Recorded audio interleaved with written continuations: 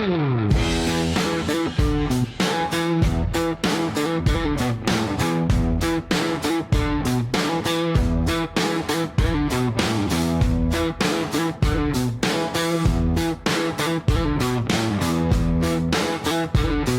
1970, as the Vietnam War entered its final phase of major American ground involvement, a fierce and costly battle unfolded in the mountainous region near the A Shau Valley in South Vietnam.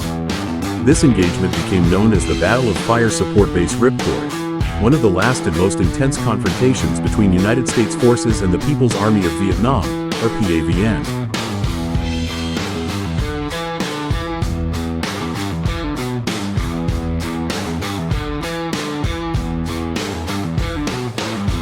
At the time, President Richard Nixon's policy of Vietnamization was already in motion. American forces were gradually being withdrawn, and combat responsibility was being transferred to the South Vietnamese Army. However, several U.S. units still remained in the field, including the 101st Airborne Division, the last full-strength American division operating in Vietnam in early 1970.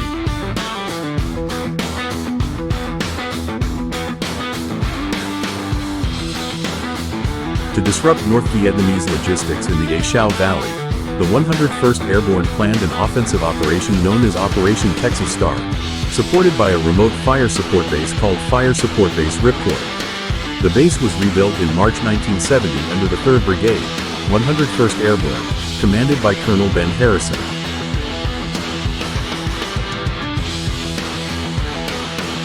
Ripcord was located in extremely remote, mountainous terrain surrounded by dense jungle.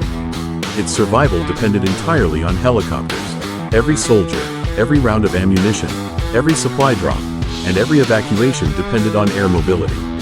Strategically, Ripcord was intended to support larger operations aimed at destroying PAVN logistical networks in the valley below.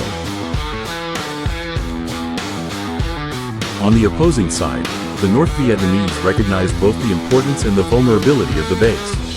The PAVN 324B Division, experienced from earlier battles such as Hamburger Hill, understood that American strength lay in its overwhelming firepower, artillery, air support, and helicopter mobility.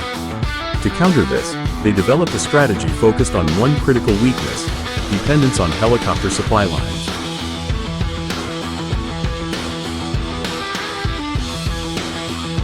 Under the direction of Commander Chu Thuong Doi, elements of the 803rd Regiment conducted detailed reconnaissance around Ripcord. They studied helicopter flight paths, landing zones, defensive positions, and American operational patterns. Their goal was clear: to isolate and destroy the base by cutting its aerial lifeline. The battle began on July 1, 1970. Elements of the 2nd Battalion, 506th Infantry Regiment came under mortar fire, including 60mm and 82mm rounds as well as recoilless rifle fire. American artillery quickly responded, striking suspected enemy positions and inflicting casualties. But this was only the beginning. The following day, the battalion's night defensive position was hit again, this time with rocket-propelled grenades, small arms fire, and satchel charges. Intense close combat broke out in the jungle darkness. Both sides suffered heavy losses. 8 American soldiers were killed and 1 was missing, while PAVN forces also sustained significant casualties. From that point forward, Ripcord was under constant pressure. On July 10, B Company was struck by a 38-round mortar barrage, killing 2 soldiers. The situation escalated further on July 18, when a CH-47 Chinook helicopter was shot down while approaching the base. It crashed into the ammunition storage area, triggering a massive explosion that destroyed artillery pieces, including several howitzers, and thousands of rounds of ammunition. This severely reduced the base's firepower and defensive capability. In the following days, mortar attacks and harassment continued relentlessly. The PAVN used attack by fire tactics, striking from a distance and withdrawing before American forces could effectively respond. By July 21st, the intensity of the fighting had increased significantly. D Company endured hours of mortar and small arms fire, forcing units to consolidate their positions despite continued air support. B Company also came under repeated attacks, adding to mounting casualties. On July 22, a company, 2506th Infantry Regiment, while conducting a search and clear mission outside the base, was ambushed by PAVN forces.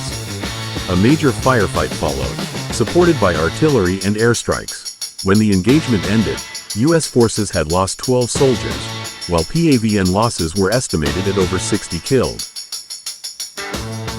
Despite this tactical outcome, the strategic situation had become unsustainable.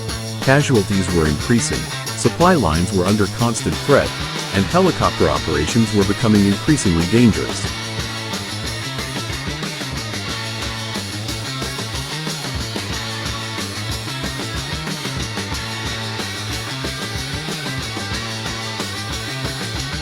U.S. command made the decision to withdraw.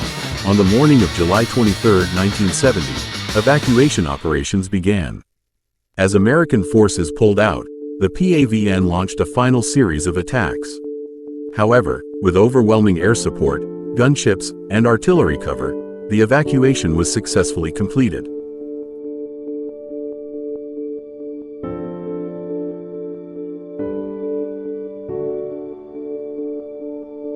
Fire support base Ripcord was abandoned. Over 23 days of fighting, approximately 75 American soldiers were killed, while PAVN casualties were significantly higher but remain unconfirmed.